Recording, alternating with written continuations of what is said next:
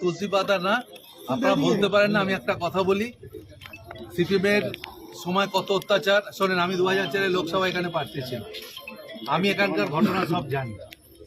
সেই সময় আমাকে নির্বাচন করতে দেয়নি, কারা কি হয়েছিল সবটাই জানি আমি। যারা আজকে বড় বড় টিভির সামনে সিপিএম এর মুখপত্র কথা বলছে, আমি তাদেরকে বলে দিতে চাই, যত মাস্টার সেই সময় তৈরি হয়েছিল, সে বজিত মাস্টার থেকে অনেক মাস্টার এক একটা করে মাস্টার তৈরি করেছিল, আর মাস্টারদের কাজ ছিল হারমাতগিরি করা। তাই আমি বলি, এসব কথা যেন সিপিএম না বলে। আর বিজেপিকেও আমি বলছি, আজকে যখন উত্তরপ্রদেশে যখন আদিবাসী মহিলাকে